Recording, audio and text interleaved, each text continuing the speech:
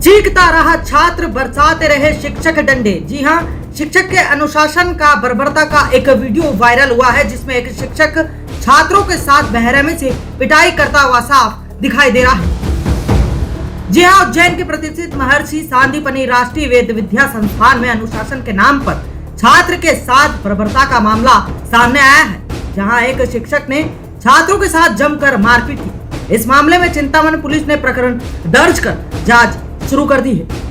Video में साफ दिखाई दे रहा है कि एक शिक्षक हाथ में छड़ी लिए 3 से 4 छात्रों की बंद कमरे में जमकर पिटाई कर रहा है। शिक्षक के सामने हाथ जोड़ते अपने रिहाई की गुहार लगा रहे हैं, लेकिन शिक्षक उन पे डंडे बरसाकर अपने अनुशासन का परिचय लगातार दे रहा है। फिलहाल वीडियो वायरल के बाद पुलिस ने प्रकरण दर्ज कर जांच शुरू कर दी है।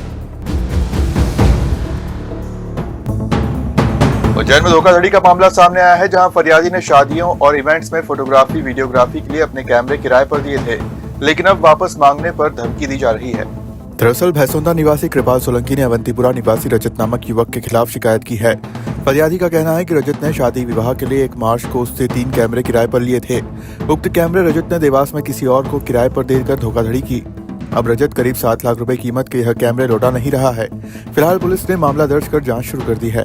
ये कैमरे है और रजत बड़वाए करके अवंतीपुरा में रहता है, जीवाजीगंज के इधर पड़ता है। कैमरे का उसको ही पता है सर, वो पिछले 2 दिन से थाने में बंद है।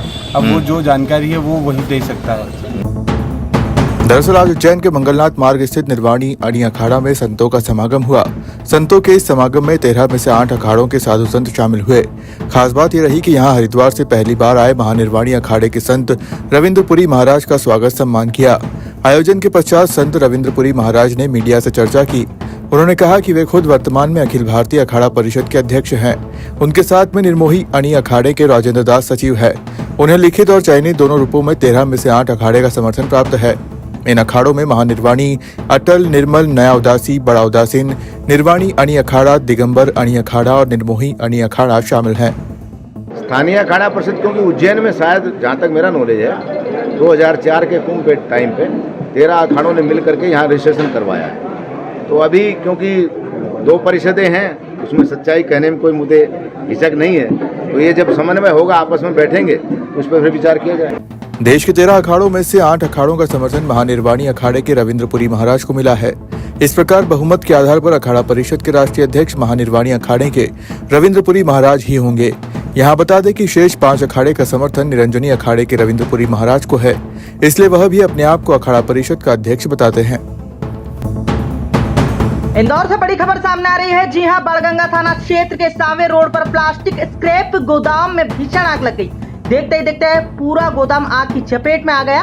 सूचना मिलते ही फायर ब्रिगेड मौके पर पहुंची और आग पर काबू पाया। गनीमत रही कि कोई जनहानि नहीं हुई।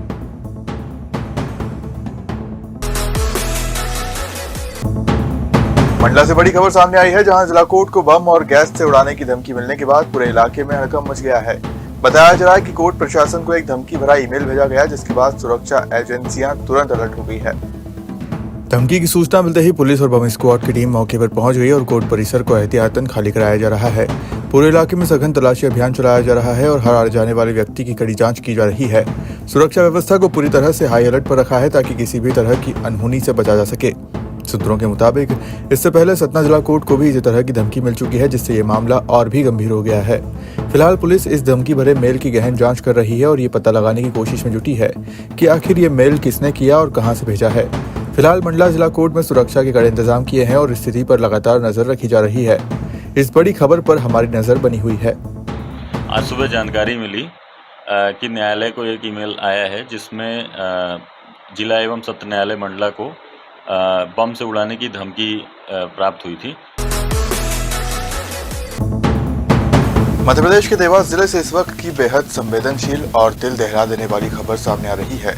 उदयनगर थाना क्षेत्र के भीखूपुरा गांव में 17 वर्षीय किशोर ने जहर खाकर आत्महत्या कर ली, जिसके बाद पूरे इलाके में आक्रोश फैल गया है। बताया जा रहा है कि यह मामला पूंजापुरा क्षेत्र के ग्राम भीखूपुरा का है, जहां किशोर की मौत के बाद परिजन और ग्रामीणों ने शव को सड़क पर रखकर चक्का जाम कर दिया और पुलिस के खिलाफ जमकर नारेबाजी की। मामले की वजह बेहद गंभीर बताई जा रही है। आरोप है कि किशोर की मां के साथ दुष्कर्म हुआ था, लेकिन परिजन जब इसकी शिकायत लेकर उदयनगर थाने पहुंचे तो उनकी रिपोर्ट दर्ज नहीं की गई। इसी से आहत होकर किशोर ने यह कदम उठा लिया। मृतक के परिजन आरोपी सुनील मालवीय की तत्काल गिरफ्तारी और उसके मकान पर बुलडोजर चलाने की मांग कर रहे हैं। ये घटना एक बार फिर पुलिस कार्यप्रणाली पर बड़े सवाल खड़े कर रही है। तो कहाँ पे जबरदस्ती कर रहा था ये मेरी मम्मी खेत में गई थी हाँ पानी फेरने। हाँ तो इसने जबरदस्ती मेरी मम्मी को उधर लेके हाँ बलात्कार किया था। जिसके बाद आप थाने रिपोर्ट करने के लिए गए थे? हम थाने रिपोर्ट करने के लिए गांव से 40 जोना गए थे। हाँ हाँ तो यहाँ से गए हाँ तो जो टीआई है, हाँ हाँ। जो सरपंच है, हाँ। वो सब मिले हुए थे। उनने पैसे खा लिए। सरपंच कहाँ का है? ये यही का है, गाँव का भिकुपुरा सरपंच। हाँ।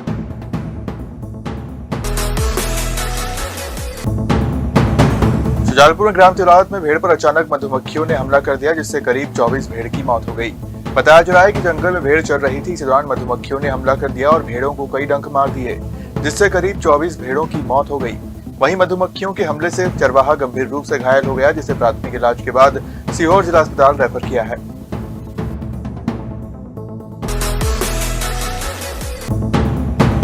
भोपाल में चैत्र नवरात्रि के पावन पर्व पर पहली बार कुशाभाऊ ठाकरे फाउंडेशन द्वारा अभिव्यंजना गरबा महोत्सव का आयोजन किया जा रहा है। इस संबंध में आयोजित प्रेस कॉन्फ्रेंस में बताया गया कि हिंदू नववर्ष विक्रम संवत चैती चंड एवं गुड़ी पड़वा के पावन अवसर पर 23 से 26 मार्च 2026 तक गरबा महोत्सव आयोजित होगा। फाउंडेशन के कोषाध्यक्ष आलोक पांडे ने बताया कि आयोजन के अंतर्गत 27 मार्च 2026 को श्री राम प्रकट उत्सव भी मनाया जाएगा।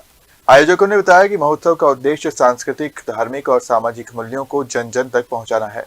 ये आयोजन 2 पार्ट में हो रहा है।